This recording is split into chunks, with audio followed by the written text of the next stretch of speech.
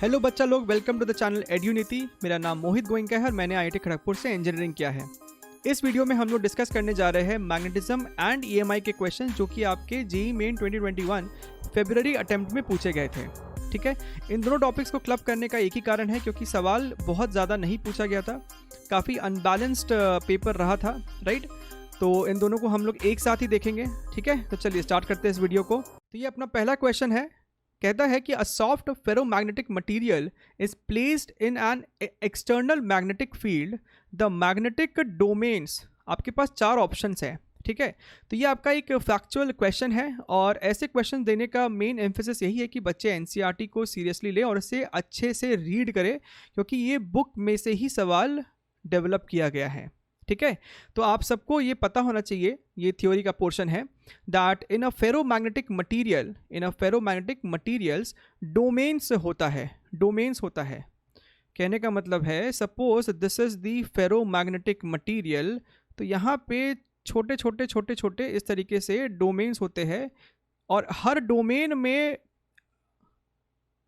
एक डायरेक्शन में magnetic moment रहता है। फॉर एग्जाम्पल इसमें कुछ इस तरफ से होगा, इस डोमेन में ऐसा हो सकता है, इसमें ऐसा हो सकता है, अलग अलग डायरेक्शन में, लेकिन हर डोमेन में सारे के सारे एटम्स एक ही डायरेक्शन में अलाइंड होते हैं, उनका मैग्नेटिक मोमेंट एक ही डायरेक्शन में होता है।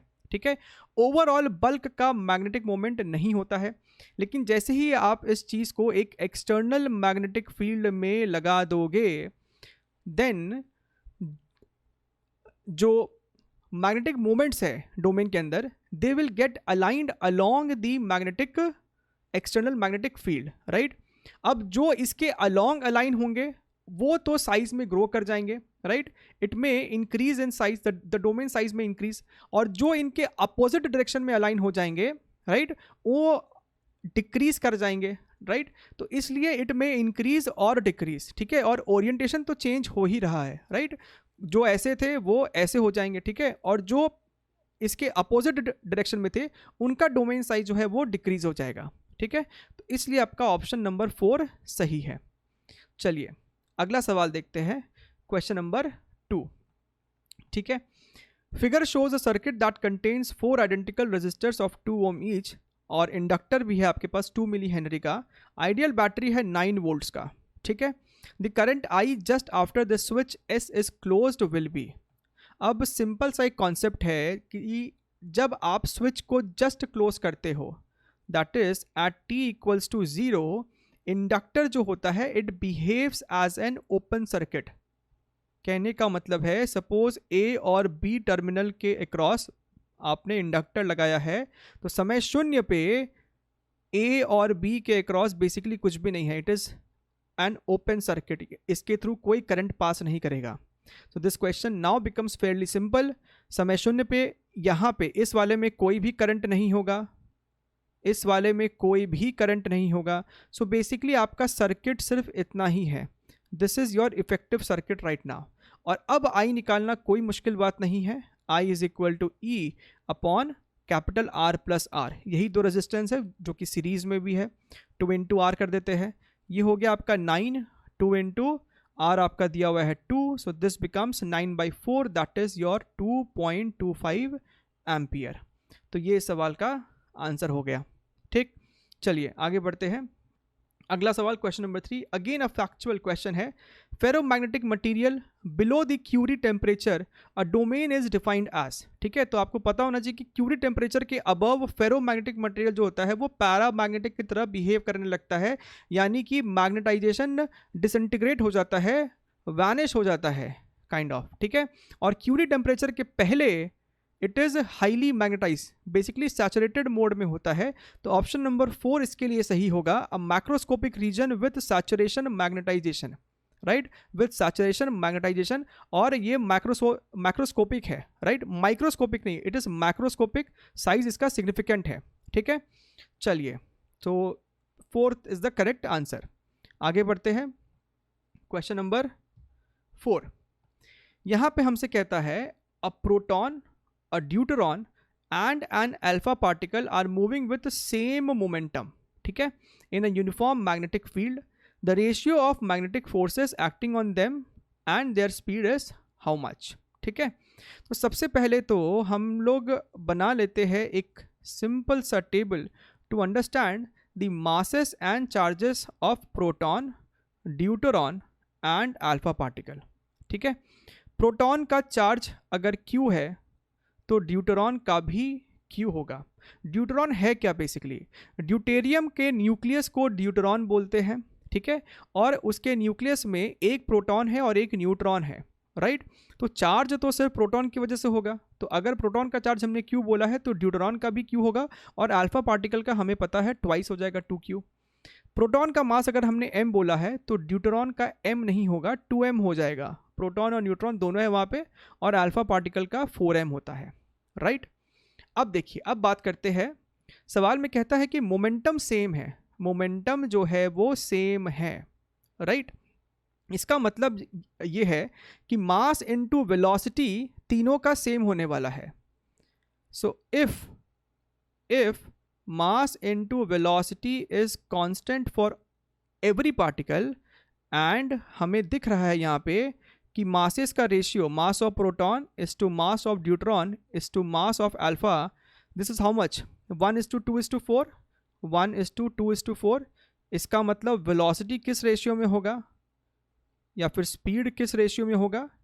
4:2:1, क्योंकि इनका प्रोडक्ट सेम होना है, 1:4 4, 2:2 4, 4:1 4, राइट। तो ये अपना आ गया स्पीड का रेशियो क्या होगा, और अगर सिर्फ इतना भी निकाल दिया तो ऑप्शन नंबर 2 आपको दिख रहा है कि सही होगा, क्योंकि ये हमने निकाल दिया, ठीक है।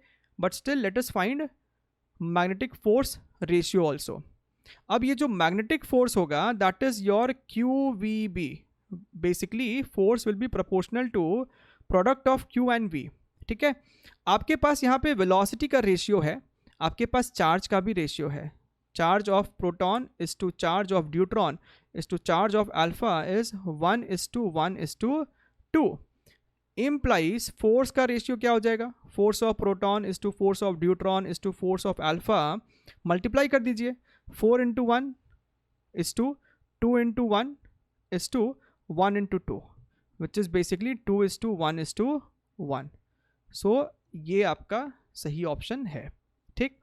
चलिए आगे बढ़ते हैं, क्वेश्चन नंबर 5। इस सवाल में कह रहा है magnetic fields at 2 points on the axis of a circular coil at a distance 0.05 meter and 0.2 meter from the center are in the ratio 8:1। तो कॉइल का रेडियस बताइए। अब हमको इक्वेशन पता है कि अगर ये आपका करंट कैरिंग कॉइल है, राइट, तो x दूरी पे मैग्नेटिक फील्ड क्या होता है? This is given by μ0I_r² divided by 2r² plus x² to the power 3/2, ठीक है, where I is the current flowing in this, and इस लूप का जो रेडियस है वो r है, ठीक है। हमारे पास दो डिफरेंट डिस्टेंसेस दिए हैं, 0.05 एंड 0.2। तो x1 है आपके पास 0.05 और x2 है 0.2। जब x1 है तो मैग्नेटिक फील्ड लेट अस से B1 है, दिस इज बेसिकली और 8 टाइम्स सम B0, और जब x2 है तो मैग्नेटिक फील्ड B2 है विच इज B0, राइट। हमें रेशियो दिया है 8:1, तो 8 B0 एंड B0, ठीक है। अब देखिए, from here we can say that magnetic field is basically proportional to 1/r² plus x² to the power 3/2, to the power 3/2। दिख रहा है ना, r कांस्टेंट है, सिर्फ यहाँ पे x चेंज हो रहा है, तो ये पूरा फंक्शन हमको उठाना पड़ जाएगा। implies we can say that B1 by B2 is equal to r² plus x² divided by r² plus x1² whole to the power 3/2। समझ में आया? ठीक है। अब देखिए B1 by B2 कितना हो जाएगा? 8:1 है ना ये, तो ये आपका हो गया 8/1 is equal to this is r² plus x2² upon r² plus x1² to the power 3/2। अब दोनों तरफ स्क्वायर करके क्यूब रूट कर दीजिए। तो सबसे पहले क्यूब रूट कीजिए, तो ये 8 का क्यूब रूट हो जाएगा 2, और फिर स्क्वायर करेंगे तो 4 आ जाएगा, यानी कि 4 हो गया लेफ्ट हैंड साइड में, और यहाँ आपके पास बचेगा R square plus this upon R square plus यहाँ पे एक स्क्वायर छूट गया x1 स्क्वायर, क्रॉस मल्टीप्लाई कर दीजिए, this is 4r square plus 4x1 square is equal to R square plus x2 square, यानी कि हमको दिख रहा है 3r square is equal to x2 square minus 4x1 square. Therefore r की जो वैल्यू होगी that is going to be under root of x2 square minus 4x1 square divided by 3। ठीक, अब यहाँ पे वैल्यूज़ को सब्स्टिट्यूट कर दीजिए। x2 कितना है 0.2, उसका भी स्क्वायर करना है, यानी कि ये हो जाएगा 4 into 10 to the power minus 2 minus 4 multiplied by x1 square. x1 कितना है, x1 कितना है, this is 5 into 10 to the power minus 2, square किया तो 25 into 10 to the power minus 4 divided by 3। ठीक है, अब ध्यान से देखिए 4 into 25 100, 100 into this 10 to the power minus 2, तो ये कुल मिला के आपका ब्रैकेट के अंदर बचेगा 10 टू द पावर माइनस 2 ही। ठीक है, रूट के अंदर सिर्फ इतना बचेगा 10 टू द पावर माइनस 2, बाहर निकलेगा 0.1। This is your correct answer, option number 2। ठीक है, चलिए आगे बढ़ते हैं। अगला सवाल क्वेश्चन नंबर 6। इस सवाल में हमसे कहता है a coil of inductance 2 Henry having negligible resistance is connected to a source of supply whose voltage is capital V is equal to 3t। ठीक है, तो आपके पास एक इंडक्टर है और यहाँ पे आपके पास टाइम वेरिंग वोल्टेज है। ठीक है, ये एक टाइम वेरिंग वोल्टेज है where V is equal to 3 into T, ये आपका इंडक्टर है। ठीक है, if the voltage is applied right when t is equal to 0, then the energy stored in the coil after 4 second is how much। 4 second बाद हमको बताना है कि उस इंडक्टर में एनर्जी कितना है। अब एनर्जी हम लोग लिखते हैं हाफ एल आई स्क्वायर से, तो सबसे पहले हमें करंट निकालना होगा कि टाइम 4 सेकेंड बाद सर्किट में करंट कितना है। अब देखिए हमको पता है that V is equal to how much, L D I by D T, right, पता है हमें ये चीज़। V हमारे पास 3t है, this is L D I upon D T. तो एक काम करते हैं, इसको हम लोग लिख सकते हैं L D I is equal to 3t D T, इसे मारिए इंटीग्रेट। ठीक है, ओके, जब समय शून्य है तब सर्किट में कोई करंट नहीं है, जब समय t है तो सर्किट में कुछ करंट आई है। This becomes Li is equal to 3t square by 2। तो यहाँ से आपको I निकल के आ गया 3t square by 2L, right. तो आपको करंट पता चल गया as a function of time. Therefore energy is equal to half Li square, right. So half L और I स्क्वायर का मतलब 9t to the power 4 divided by 4L square. So this is 9t to the power 4 divided by 8L। ठीक है, अब values put कीजिए, this is 9/8, time 4 second है यानी कि 4 to the power 4 which is 16 into 16 divided by L हमारे पास 2 दिया हुआ है। ठीक, तो ये आपको 8/2 ये कट गया and this becomes 144 joules, 144 joules। So your answer over here is going to be 144। ठीक, चलिए आगे बढ़ते हैं। Next question, question number 7। ठीक, इस सवाल में हमसे कह रहा है an aeroplane with its wing spread 10 metre is flying at a speed of 180 km/h in a horizontal direction. The total intensity of Earth's field at that part is this much and the angle of dip is 60 degree. तो हमें EMF induce बताना है between the tips of the plane wings. ठीक है, so let me draw a plane wing.